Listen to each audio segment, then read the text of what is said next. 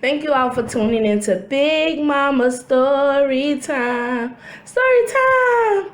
Don't forget to like, subscribe, comment to my page.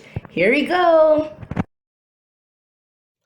Hi guys, thank you all for tuning into Big Mama Story Time on today. Today I will be reading to you guys The Berenstain Bears and the Sitter by Stan and Jane Berenstain. Alright guys, let's get into this.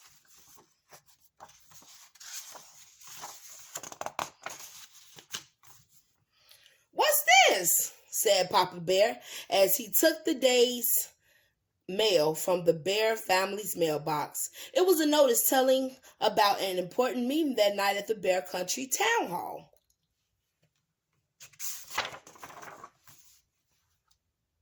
Mama Bear called up Grizzly Gran. Brother and Sister Bear sometimes stayed with Gramps and Gran when Mama and Papa Bear had to be away. But Gramps and Gran were planning to go to the meeting too. So brother and sister couldn't stay with them.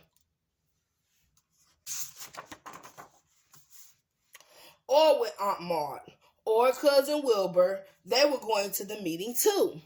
"Why can't we go with you?" asked Sister, beginning to get a little upset. "Yeah," added Brother Bear. "Because," said Papa, "this meeting is for grown-ups, and besides, it won't be over until late, way past your bedtime." "Well, where are we going to stay?" the Cubs wanted to know.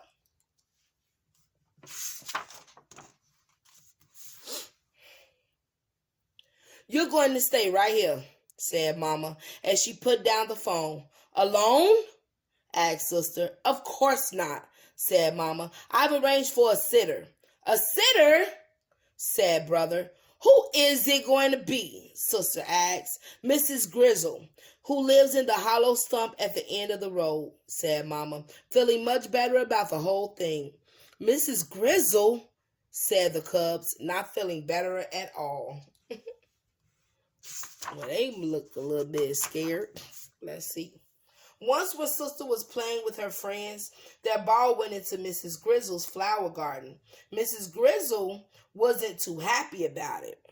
And another time, when Brother was flying his kite, it swooped and bumped Mrs. Grizzle on the hat. She wasn't too tickled about that either.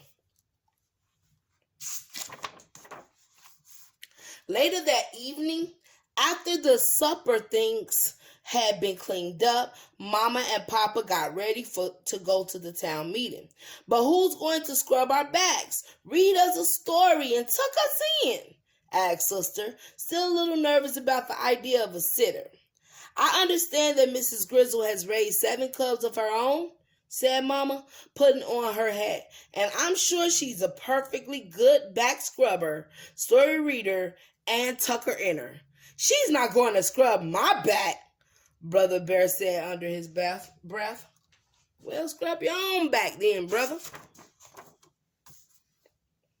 Mrs. Grizzle came walking up the path to the Bear's treehouse right on time.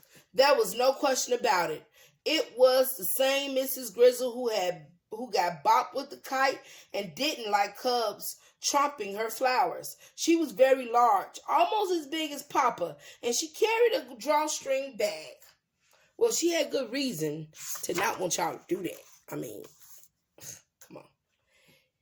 "Evening, all," said Mrs. Grizzle in a loud, jolly voice. "Well, that time's a wasting, you two," she said to Mama and Papa. "You better skedaddle off to your meeting." Mrs. Grizzle had a strong way of saying things, and folks usually did what she said.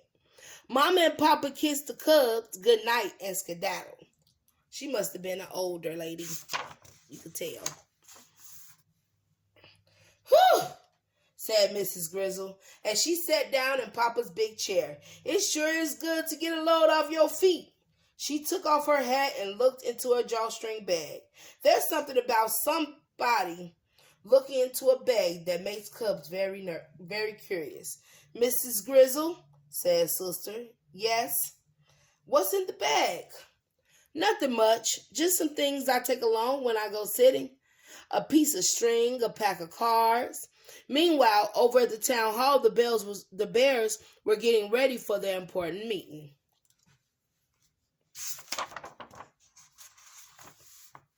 They were getting ready for the speeches, voting, and arguments about some new laws.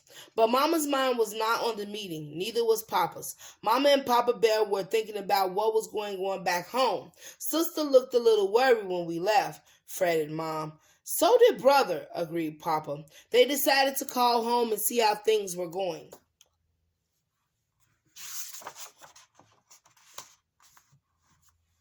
Things were going just fine, said Mrs. Grizzle. Brother and sister can't come to the phone right now. They're busy playing cat's cradle. Have a good meeting, shouted the Cubs, but they say to have a good meeting. After Cat's Cradle, they played Go Fish with the cards that came out of Mrs. Grizzle's drawstring bag. Then they played Tiddlewinks with the special set of winks that Mrs. Grizzle had made out of polished stones and a snail shell cup. They was having fun. They thought it was going to be hard. After a while, the Cubs got the yawns, and Mrs. Grizzle began getting them ready for bed. And she did, indeed, turn out to be a very good back scrubber. Brother changed his mind about not having his back scrubbed. And she was a fine story reader and a really super tucker in her. Aww, because she already know what to do. She know what to do. But I understand the scare. You never had it before.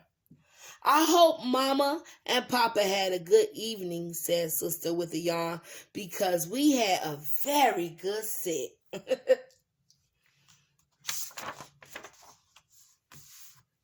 The Cubs had a number of different sitters from time to time, but Mrs. Grizzle was their favorite, and they were always glad to see her.